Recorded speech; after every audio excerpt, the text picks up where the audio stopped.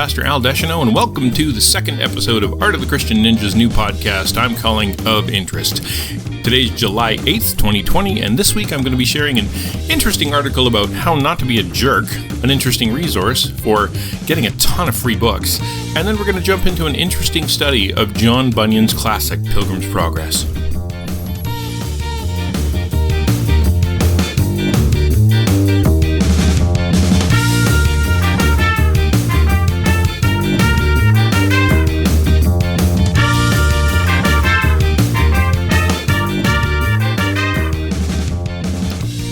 Wow, is it ever hard to pick just one interesting article? There were so many good ones this week.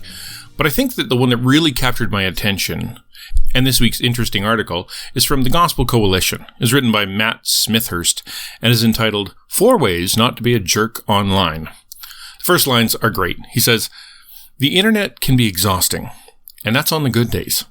The pull of our screens and the interactions they mediate is often more spiritually taxing than we realize or care to admit. I've yet to hear someone return from a digital fast and say, 'Wow, that was terrible.' Usually it's more like, 'Wow, I feel human again.'" End quote. How true is that? I spend a lot of time online. Between my work, my hobbies, my studies, and connecting with family and friends, the internet is a big part of my life, and I'm sure you feel that way too.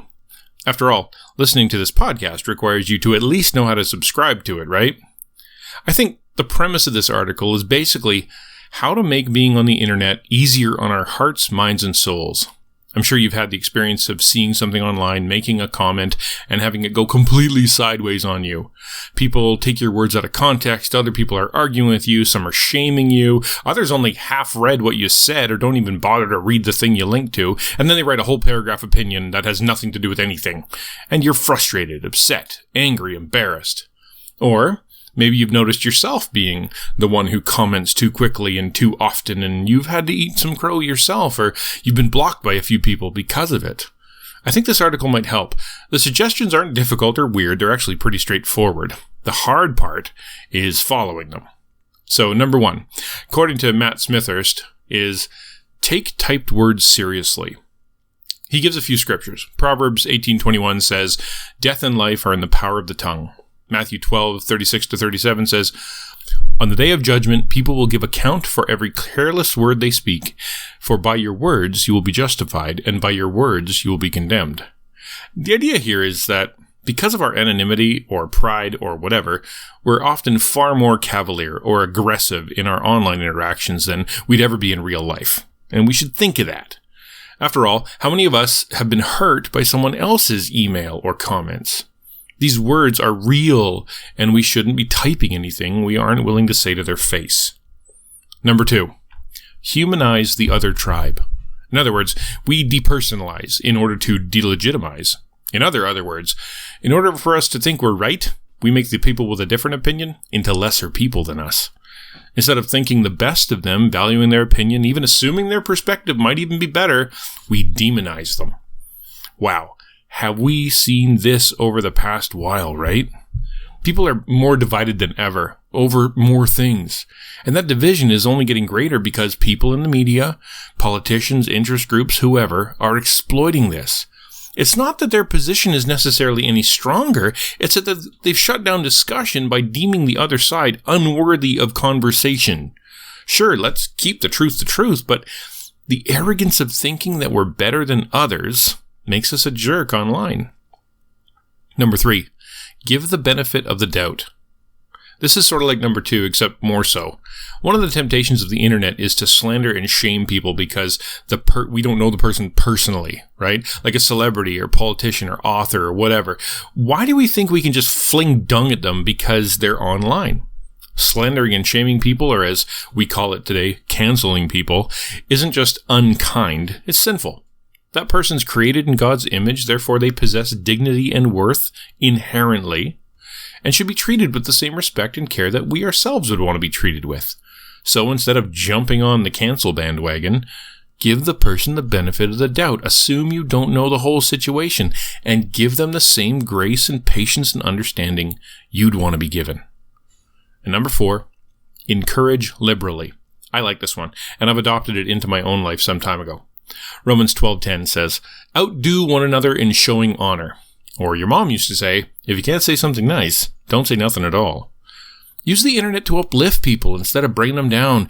Assume the best, see the best, find that nugget of good that's in there and praise them for it. These days, it's so much popular to just find that one scar, that one issue, and just drive a wedge into it. But go the other way. Find the one good thing, the positive aspect, and talk about that. Or do what I do. Join a bunch of nice groups that share photos and crafts and pictures or whatever, and spend your time online sharing positive and encouraging stuff, and then being encouraged in return.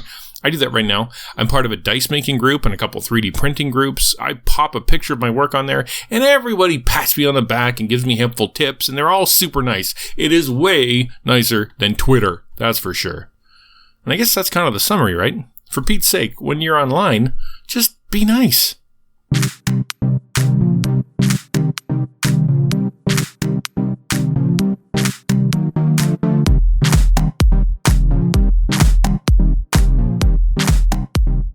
In each of these podcasts, I also want to bring you an interesting resource, something that'll give you the tools and inspiration you need to pursue a deeper, consistent, and more meaningful relationship with God. This week's interesting resource is a website called gospelebooks.net. It's probably my favorite site on the internet because it's a non-stop stream of free books for my Kindle. If you have an e-reader, and I highly recommend you get an e-reader, or at least download a free e-reader app on your device, this is a great site. Just keep it bookmarked or sign up for the newsletter. Every single day, there's a pile of new books, studies, apologetics, fiction, humor, men's stuff, women's stuff, biographies, everything. Most of these books end up either being free or they're like $2. Yes, there's some bad books on there too. Some stuff I wouldn't recommend because the writer is, sketchy or the publisher is sketchy, but there is a ton of awesome books too. For example, the deals today include Men of Science, Men of God, Great Scientists Who Believe the Bible. That's cool. Or there's a petticoat book on there called Sons of Blackbird Mountain about two handsome brothers and a love that might tear their family apart. If you've been in any men's ministries, then you've heard of Man in the Mirror and Wild at Heart. Those are $2 or $3 respectively. Another one's called What Made Jesus Mad. It's only $2. Regardless if it's a bad book, made just $2. That's great. And there's a ton of leadership books by John Maxwell on there, and that's just the deals today. Seriously, get yourself an e-reader, head over to gospelebooks.net, and just start downloading.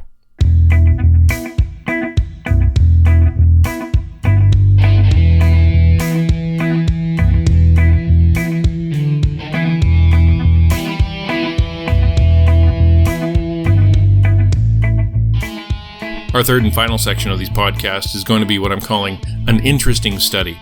And it's the part we do a little bit of study on the classic book Pilgrims Progress by John Bunyan. Remember, you can get a free copy of this book, the one I'm going to go through, from the Desiring God website. The exact website is www.desiringgod.org/books/The Pilgrims Progress. They have it in PDF, they have it in e-reader, and just download it and follow along. As I said last week, today we're going through the first part of the foreword called Facts of Publication and Author and Composition. I think the first thing that really impressed me was how popular this book has remained, and for so long. It was written in 1776, it's the most published book ever, and has been translated into 200 languages around the world. It bums me out severely that so many people today, even Christians, haven't even read or haven't even heard of this book. I've read it like half a dozen times and I get something more out of it every single time. It used to be that you could describe what you're going through in your life by just dropping a name from the book. Slough of Despond, Hill of Difficulty, Byward Meadow, Vanity Fair, Apollyon. And people would just immediately know what you're talking about. It's a universally applicable, very human book, and I wish everybody would read it. It's also cool that there's a second companion book where Christian's wife takes the journey. I read that one a couple times too, and it's neat. A lot of troubles that Christian has aren't there because he's done much of the work of paving the way for her, but there are some specific adventures for her too, and it's an interesting read. Maybe we'll do that one after. The third and interesting thing was the little biography. I'm always amazed with how success as a Christian preacher, writer, pastor, missionary is always coupled by tragedy. I've read a bunch of biographies, and it's almost always the same. The greater the impact the person has on the world for Christ, the greater the suffering he endures, or she endures. And John Bunyan's no exception. Preaching and writing for Jesus didn't make Bunyan's life any easier, at least not at first, because everything he said from his pulpit or pen was basically illegal. He wasn't an Anglican, he was a Baptist, and if there's one thing that Christian history teaches, it's that no matter what Protestants and Catholics were arguing about, they could always agree on one thing: they hated the Baptists. So Bunyan preached in this underground church, got himself in trouble, and kept getting arrested and imprisoned for his preaching. This obviously made his life more difficult, especially as a provider for his family, but to make ends meet, he made shoelaces. That's amazing to me. I feel sort of a kinship there. Of course, I'm not the most famous preacher in my country, and no one's trying to imprison me, yet. But over the course of this pandemic, and it was happening before, churches and pastors have been dragged through the mud for even wanting to hold services. In Alberta a while back, a pastor was actually fined thousands of dollars in order to publicly apologize for writing a letter to the editor of a newspaper about his opinion on homosexuality. This former pastor of a conservative church was commanded never to speak or write anything about homosexuality unless it was something positive. That's a little nerve-wracking for a person like me. I post everything I say on my blog. There are videos of me talking.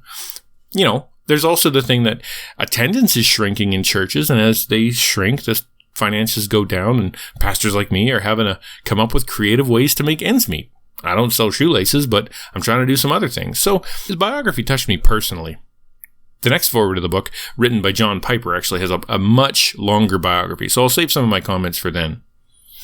All right, next episode, we're going to be taking a close look at the next 3 short sections called The Pilgrims Progress as a Literary Classic, one called An Allegory, and one called The Religious Vision of the Pilgrims Progress. I hope you'll join me. And that's it for today. Thank you so much for listening, and I hope you found something interesting today. I want this to be interactive, so send me your comments, questions, and other ideas for interesting things you've found. Remember, you can find all the links for the things I talked about on the website.